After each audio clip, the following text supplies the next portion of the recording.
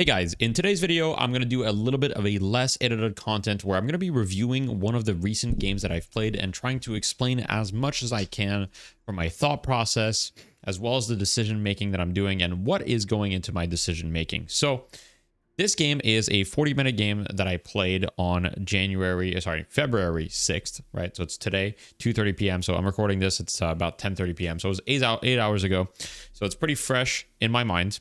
And this was a game that we were losing for quite some time. So if you look at the graph, basically laning stage was even. And then from the laning stage up until 30 minutes, we were down souls on them. And then we actually ended up making the comeback.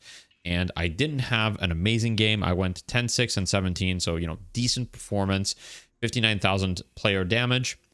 But, nothing crazy. It's not like I had a game where I went 20-0 or like some crazy performance. This feels like just a fairly average performance from me. And the reason why I wanted to showcase this game is because when I ask students, that I coach, because I do coaching, what types of game to review, ideally you want a win or a loss. Doesn't really matter too much. That was a close game where you had an average performance. And to me, this is the game that I could find today that fit those criteria the most. So we're going to review it live with kind of minimal editing. And some of these things, I'm going to share my thoughts on what I did right, what I did wrong, what I could have done right. And I hope that some of you guys, it could be helpful for some of you guys in reviewing your own replays, spotting your own mistakes, and discussing, what is good versus what is bad. Now, this might be a slightly longer video. I expect this to be probably 30, 40 minutes, just because the game itself is pretty long, and I want to review it from beginning to end, because this will allow it to be a pretty comprehensive and talk about all sorts of different concepts in different stages of the game that can be very, very important to understand. All right, guys, so getting into the laning stage, right away we can see my matchup is against Silver, Mo, and Krill. And so the first thing that you should think about when you get into the laning stage is your matchup, right? Like, what can I do against these heroes? As you can see, I'm shaking my mouse, kind of getting warmed up. But against these heroes, I'm like, okay, early on, I don't think Silver and Mo and Krill are particularly strong. So I'm like thinking, okay, I can probably trade against them. So right away, I get aggressive, take some trades. As you can see, I take a lot more damage than I kind of expected. And so I'm like, okay, that trade wasn't very good. And I'm kind of thinking, maybe I shouldn't have traded as much. I remember kind of thinking wow, I took way more damage than I expected here.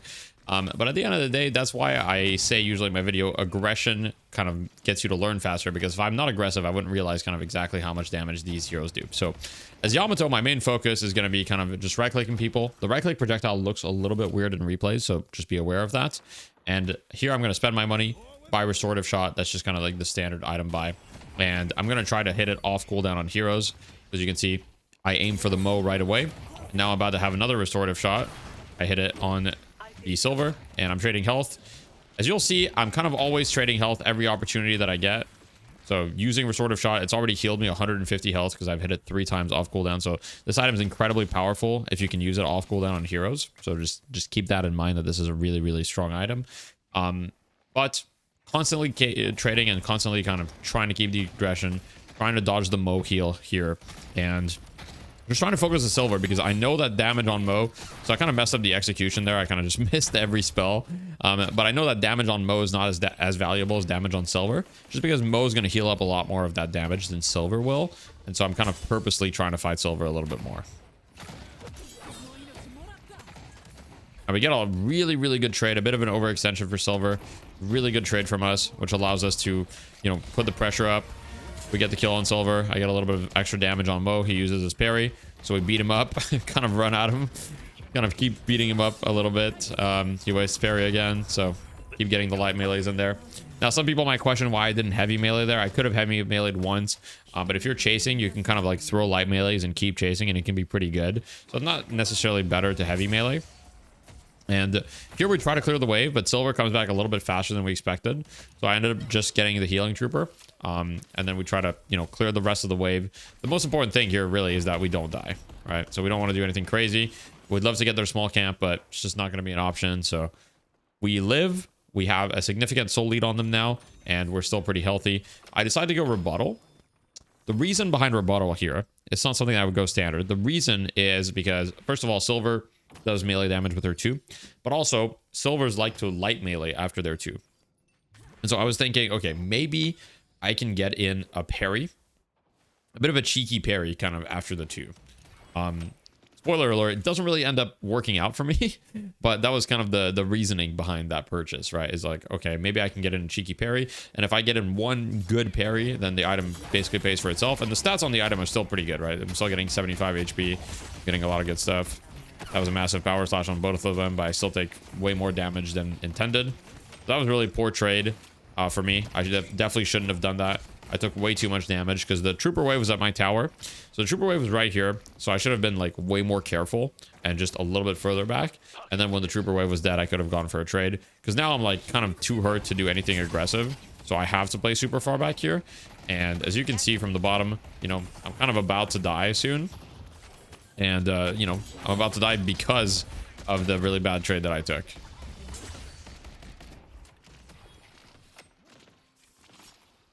But they're also very, very hurt, right? So it's kind of a nail biter where it could go either way. I think I try going in here and it just like doesn't work out fully. They're like actually so hurt, but unfortunately they both healed for enough and we both died. So not ideal. Then our Geist actually ends up ganking and killing, I believe, one. I'm not sure if she kills the other. I think Mo ends up like just barely living, but still a good gank by Geist. Gets one kill at least. I'm not sure if he lives. It's very, very close. I can't remember. He's actually 1 HP.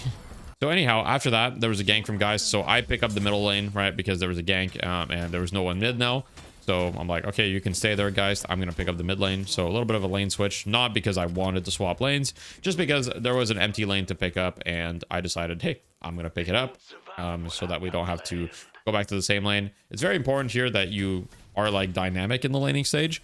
One mistake that I see a lot of players that I coach is they'll just sit in the laning stage for a really, really long time. Like they'll just sit in the same lane for like 10 minutes and not do anything. I've seen people up to Eternus do this.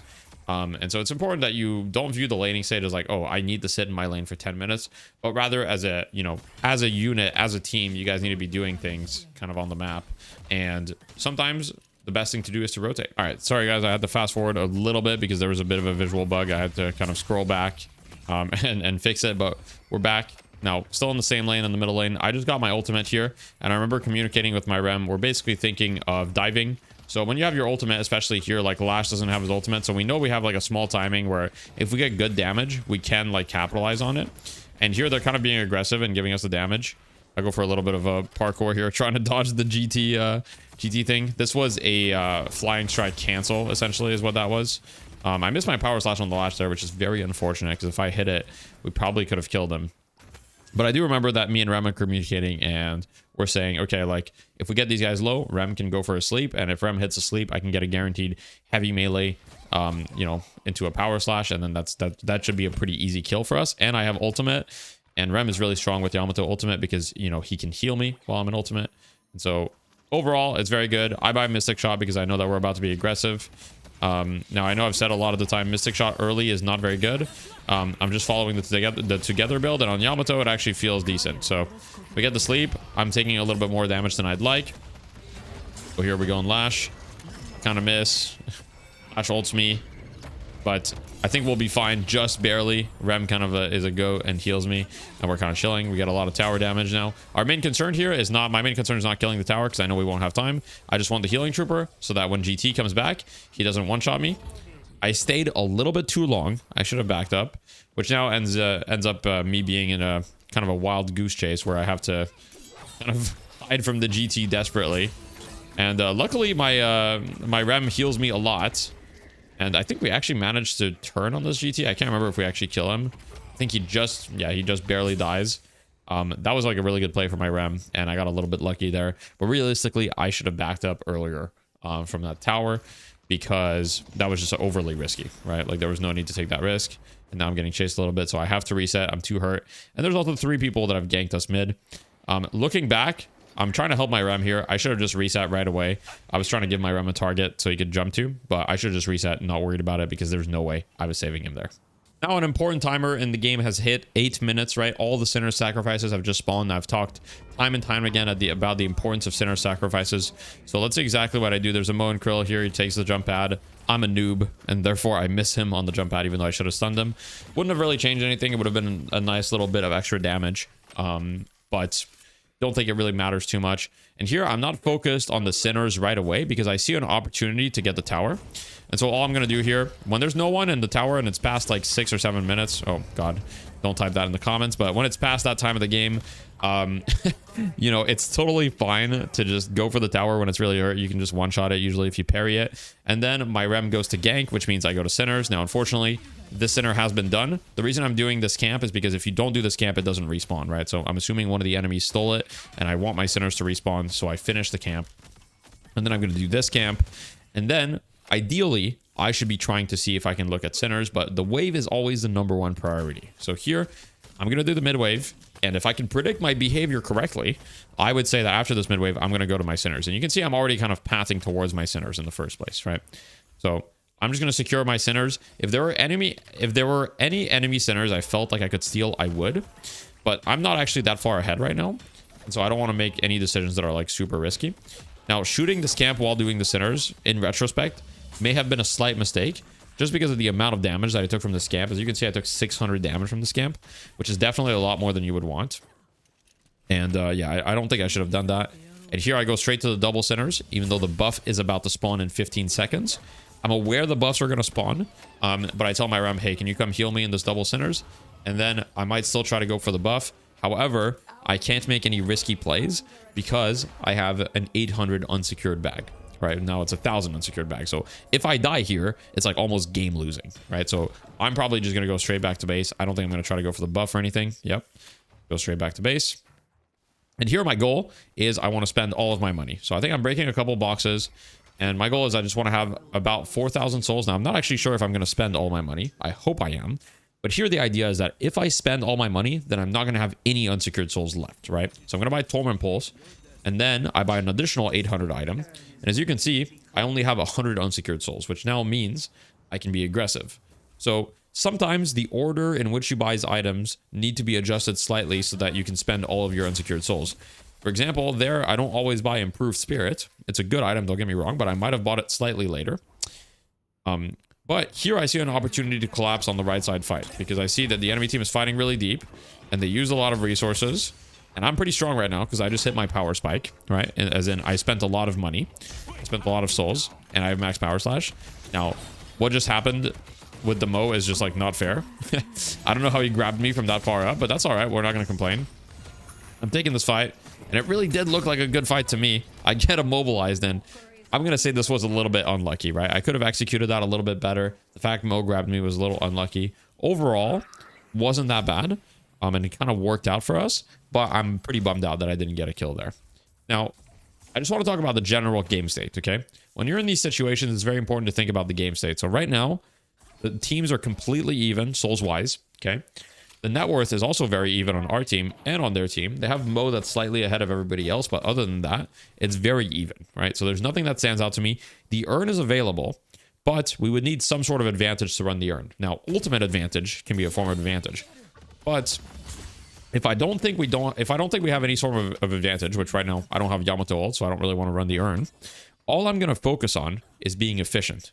So I'm going to move wherever I think there are souls available. So here, I'm going to farm the tier 3 camps. And one very small thing you're going to see me do is I'm going to Crimson Slash first and then Power Slash. So that while I'm channeling my Power Slash, their fire rate is slowed from Crimson Slash. So I take a little bit less damage from the jungle, right? It's just a small little efficiency, but when you're playing Deadlock, all these small little efficiencies add up.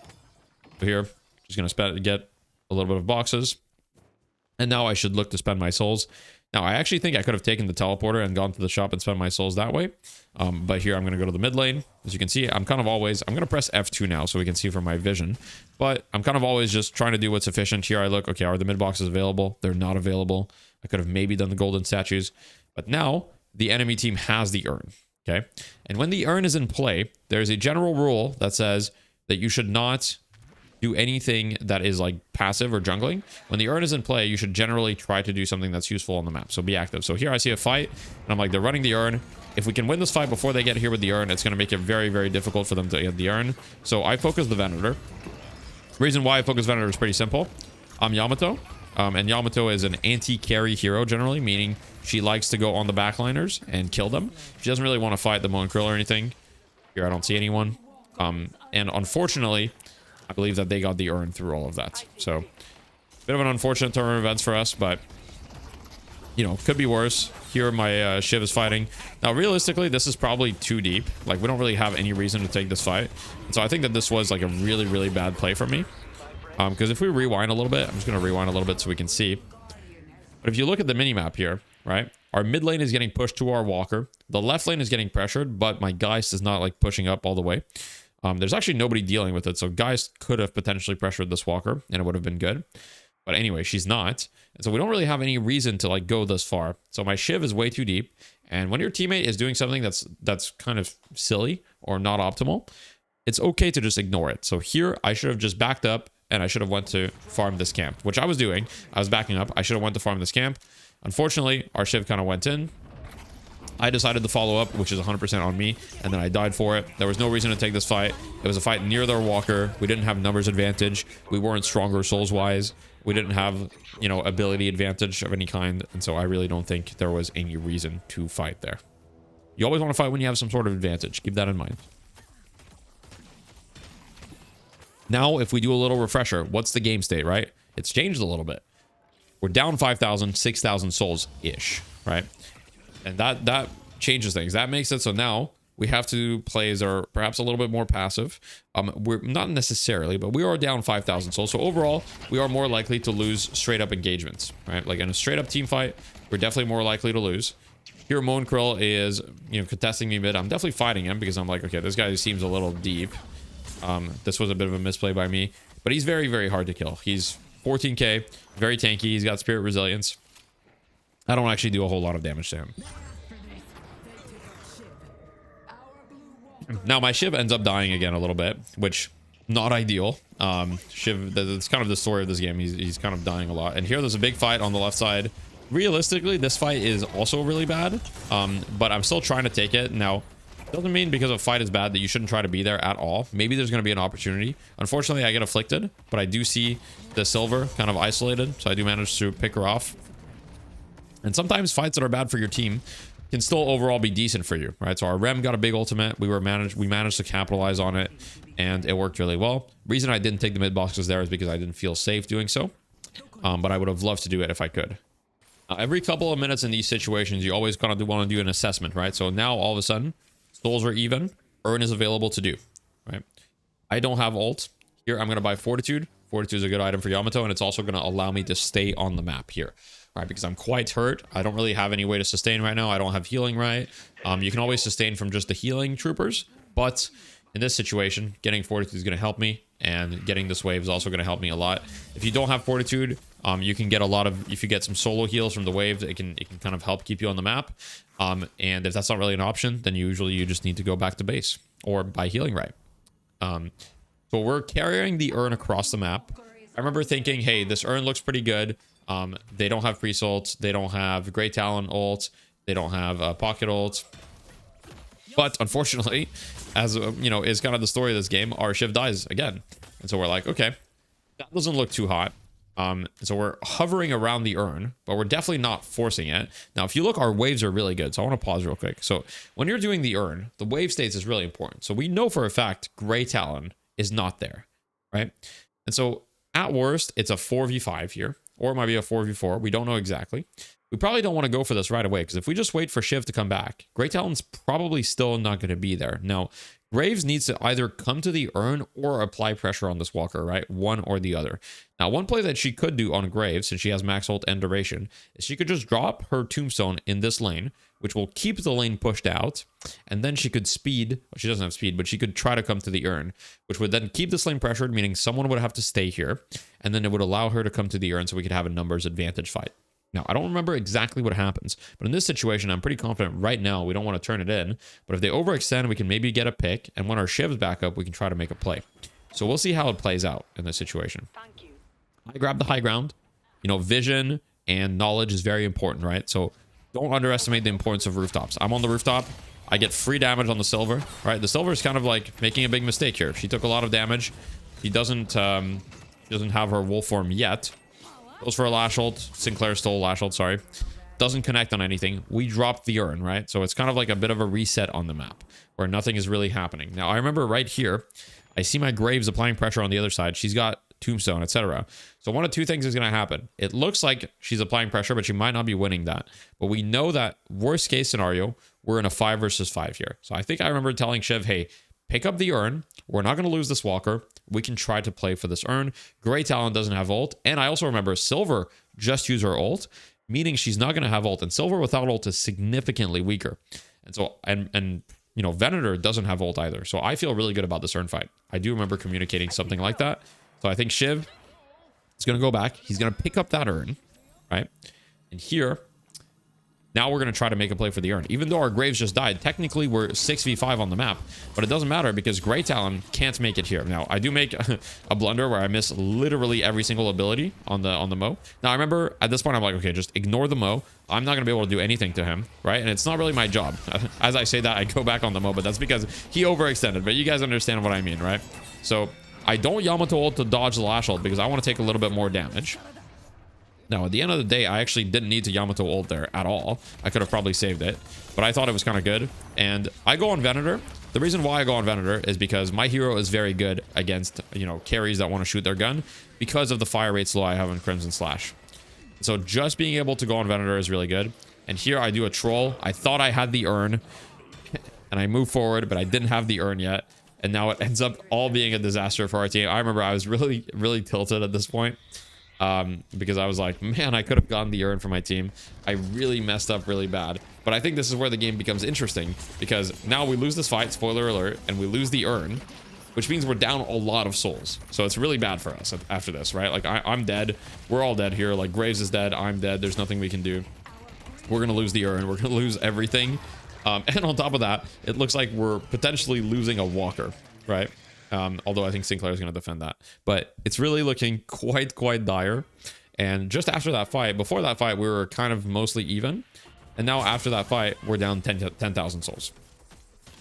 So it's not good for us, right? And from this point onwards, we kind of have to play from the back foot, which I think has a lot of valuable resources. So what do you do when you play from the back foot? In this situation, it's not really in our best interest to force plays unless we have an advantage. In this situation, probably what we want to do is see if we can get a comeback urn, right? Like that would be the easiest way to kind of come back into the game for us is just get a comeback urn. Now, for those of you that don't know how the comeback urn works, okay, you need to be 10% behind the winning team. So right now the winning team has 120,000 souls. We have 109,000 souls. So we're 11,000 souls behind, which is not quite 10%. It's more like 8.8%. So right now, it's not going to be a comeback urn. However, if we wait a little bit, it might become. But obviously, Mo is also Eternus. He knows that. And so he's going to pick up the urn right away, ensuring it's an even urn and we don't get kind of like a freebie. If we could fight this urn, it's quite good for us if we can win the fight. But if we lose the fight and we lose this urn, then it's almost, I don't want to say it's GG, but it would be quite bad. However, saving grace is we have very, very good wave priority at the moment. Right? And so all our waves are pushed. Now, I remember that what we call here is we call to push this walker and trade the urn for it.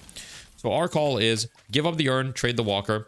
That way we don't lose too much because we think that we can't really fight this urn. If we fight this urn, we think we're going to lose it. And if we lose the urn and lose the fight, then they're just going to go mid-boss and we're going to lose the game. So that's kind of our thinking. Now, unfortunately, Grey Talon does a really good play. He kills the wave with his owl, which means that the walker is backdoor protection, meaning we can't really kill it, right? And so we try to take this fight. It doesn't really work out. Unfortunately, we can't get anything out of it. And now it's actually worst case scenario. We got the mid walker, yes, but we lost our walker as well. So now we're down almost 20,000 souls and it's looking really bad. So same situation as I talked about earlier. We don't have a comeback or an opportunity for another 3.5 minutes. It's going to have to wait until 25 minutes. Now, the next one will probably be a comeback urn. So what should we do? In this situation, we should take the fights that we are likeliest to win, which are fights at our walker or fights where the enemy is very clearly overextending. And other than that, we should simply secure our resources, okay? Doesn't mean you should be super passive or anything, but you definitely don't want to overextend and try to force fights. You only want to take fights that are very obviously good or very obviously near one of your objectives you want to defend, like a walker. right? So that's the main idea with coming back from a situation like this.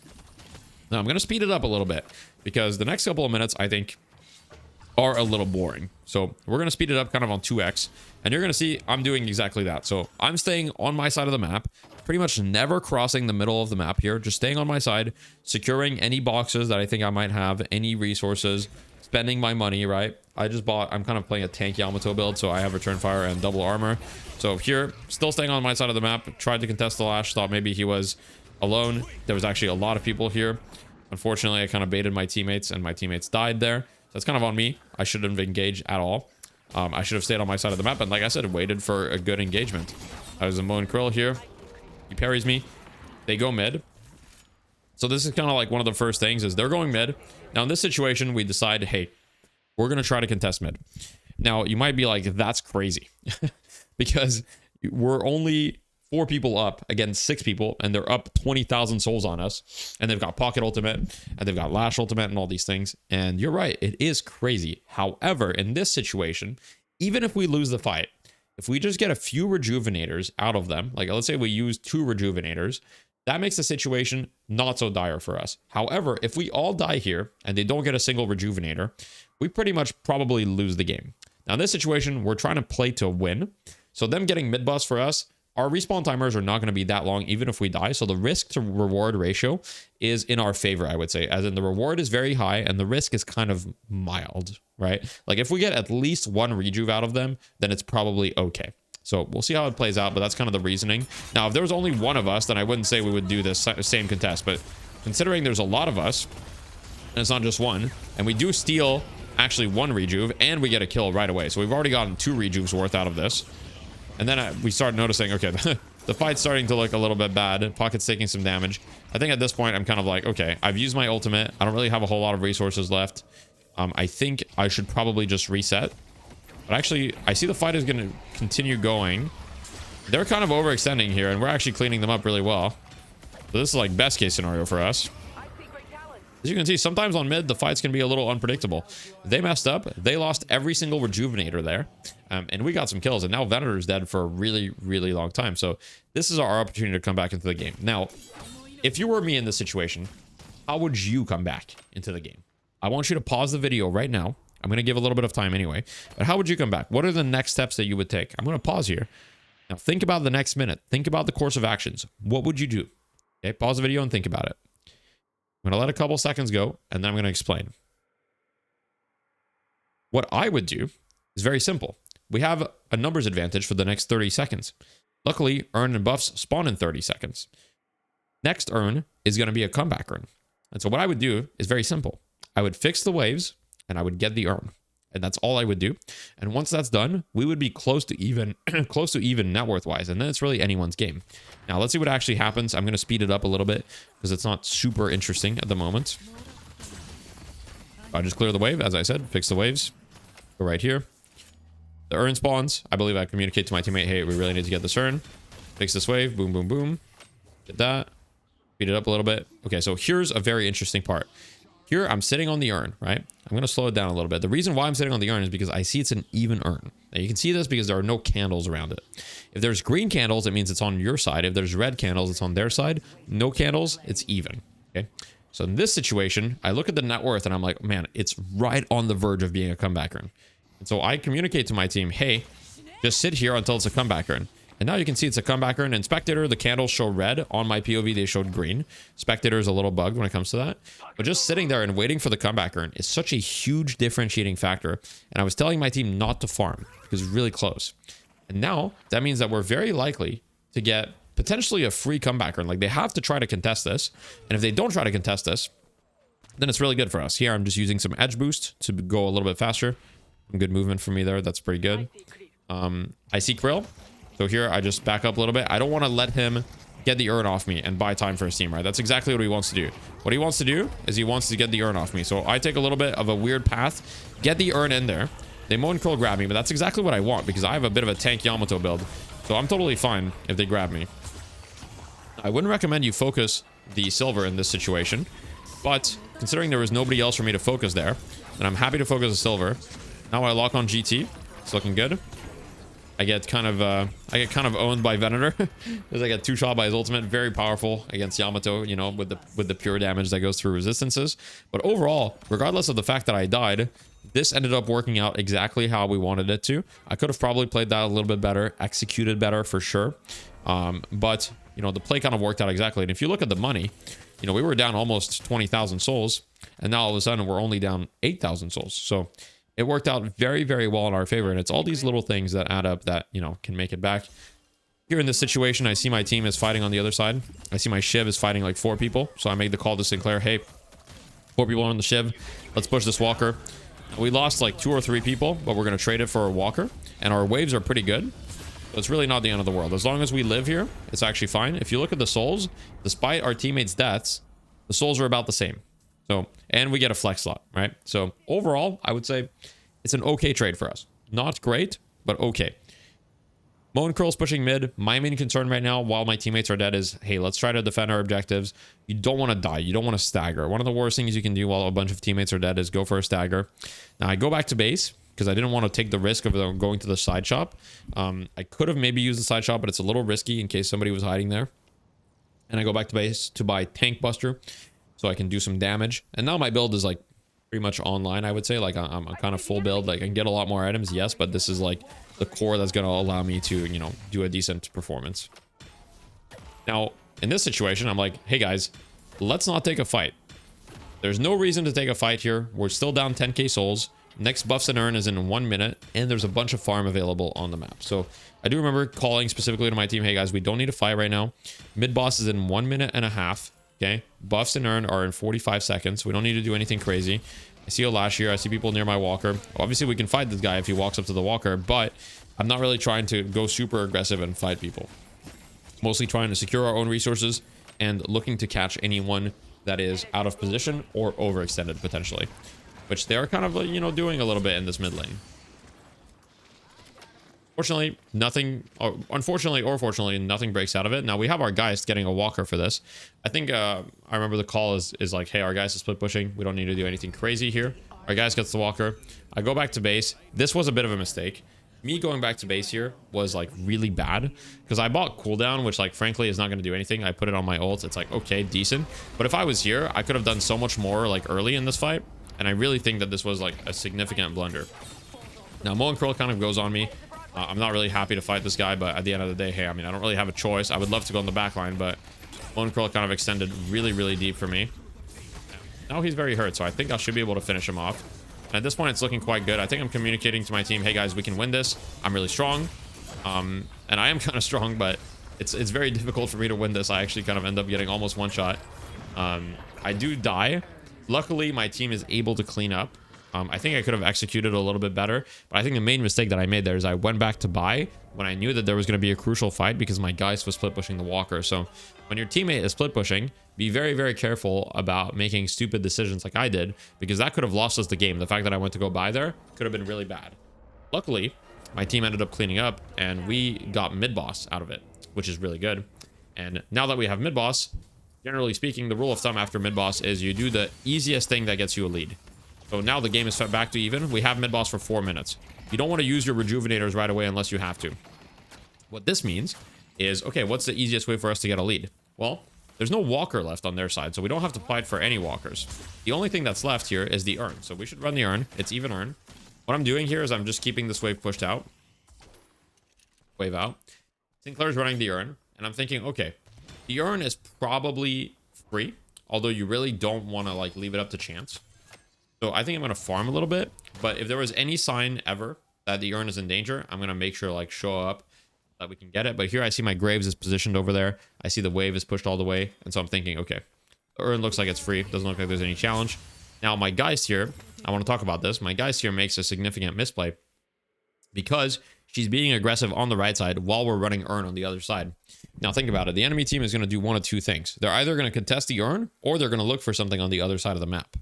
So this is poor positioning. We should have no one in this lane right now because this is a very, very dangerous place to be while we do the Urn, right? So we should be mid or at the Urn, mostly together. You definitely don't want to be alone because you'll get picked off. So that was a significant misplay. And I tried to see, okay, maybe we can get to her in time. I'm like trying to make my way there.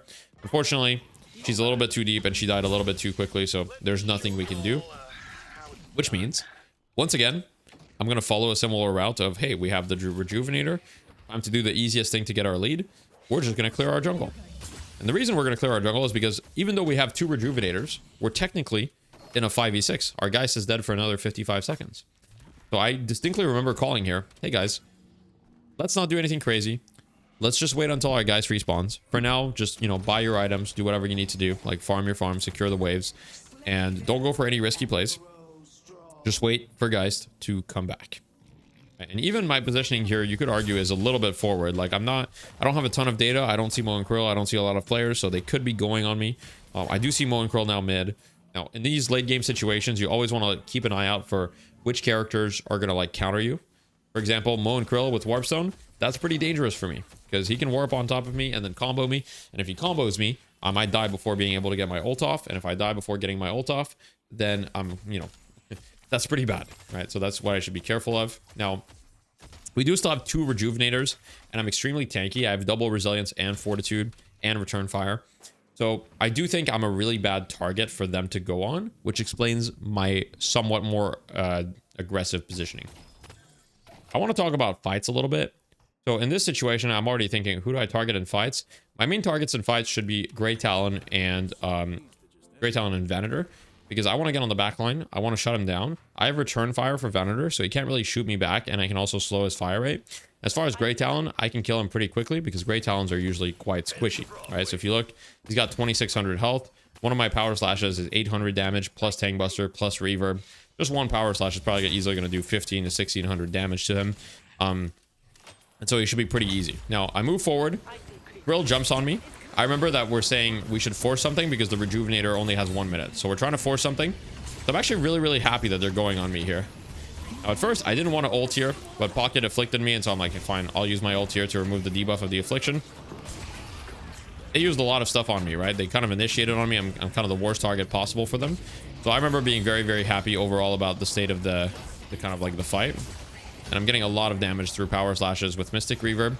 Fortunately, we don't have a wave for a little bit. And I remember Hero, one of our teammate, I think it was Jake at the time, who called, hey, let's dive in deep.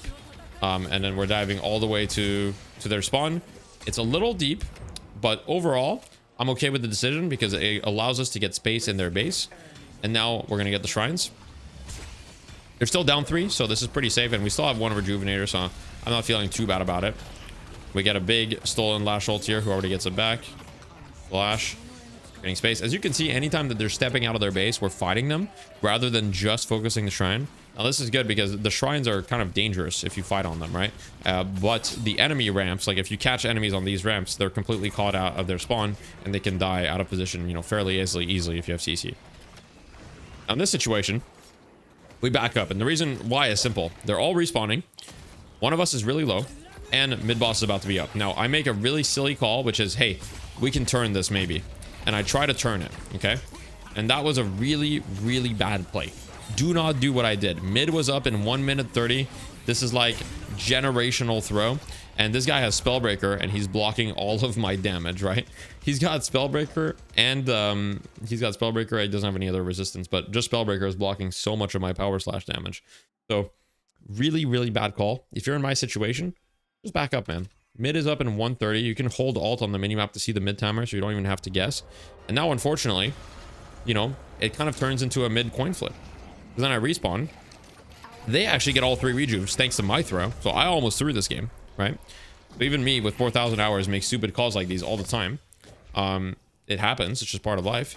But luckily, we end up getting 2 rejuves out of them, and a lot of them are really hurt. And I think we actually might be able to get the 3rd rejuve out. We're chasing mostly because their health is bad, even though it looks silly because they have all the rejuves. Since their health is so bad, we're thinking we can chase. We actually catch Pocket here, who dies without rejuve. So now we're kind of like, okay, we're in a really good spot. Pocket doesn't have the Rejuvenator. We can be a little bit aggressive, even though we're down 2, because they don't have a Pocket, and we're all really healthy. We do want to not overextend, because if we die, it's like not GG, but at this point in the game, it's you know, pretty close to GG. And so I'm just like looking to buy my next item. And if we get a pick on the other hand, though, then it's also GG for them because we've down the patron. So it's 1 fight kind of from ending the game. And if we lose 1 fight, we still probably have a chance at defense. So I buy Counterspell here. My reasoning for Counterspell was mostly because I'm like, okay, they have GT Talon Bird, and they also have the Venator ult, which both can pierce resistances. Like the Bird has an execute, which is just going to kill me if I'm below a certain HP threshold, which I want to avoid. And so I'm thinking, okay, Counterspell will help me against those specifically. So that's why I buy the item. I'm just going to keep farming, so I'm going to fast forward a little bit. We're just waiting for an opportunity for a good fight. Until then, we're farming. They still have one Rejuvenator, so we need to be really careful. Here, I'm a little bit aggressive mid. See Moan Krill. I think I called to go on Moan Krill because, okay, so the reason why I called to go on Moan Krill is because we see people on both side lanes. And since there's people on both side lanes, he's completely alone and isolated, which means that this should be a good fight for us, right? Now, he does have Rejuvenator. As you can see, I hesitate for a second here. I'm like, should I go on the Smo? And then I decide against it because I'm like, this Smo is going to take me so long to kill, and it's not my job, right? And I'm really bad at that sometimes, following my job, but killing this guy is not my job. What is my job? It's killing this guy. Okay, so you're going to see me. I remember this moment distinctly. I'm going to completely retarget. Remember what my job is. I see Venator, instantly go on him, and I'm going to sit on top of him from the rest of this fight, right? I just power slash, I ult. I'm not going to let this guy play the game. I see the Venator, going to keep going on him. Another 3, power slash. Now, he didn't have defensive items against me. He really should have. But, you know, I just take care of him. And then once again, I ignore the tanky target, turn around for the pocket, see if I can get him. Pocket leaves, turn back to help my team peel. And then this should be a pretty clean one fight for us. And since we win the fight, we win the game, get the power slash. Now they're down 3 people. All they can do is back up. But, you know, it's kind of a little bit too deep. Sorry, a little bit too late. Then we're just going to chase, and it should be kind of GG from here. So, going to fast forward this a little bit. I chase the Lash. Boom. A little bit of damage. We kind of get into this wild goose chase where I'm chasing the Lash to the ends of the earth. He uses Unstoppable. I'm still chasing him. We get into the base, and then we finally end the game. All right, so a lot of back and forth that game. A lot of mistakes for me, for sure. Definitely things to be improved. But I hope that this game taught you a thing or two. It was kind of fun for me to do, and this is like fairly easy content. So let me know what you think about this type of content, and if you liked the video. And yeah, thank you guys for watching. Really appreciate the support. I'm gonna have a mid-game guide coming out soon, and then it's gonna be a late-game guide. I'm still working on the mid-game guide, so it's probably gonna be another couple of days at minimum, maybe a week max. But thank you guys for the support, and I'll see you on stream or in the YouTube comments. Bye bye.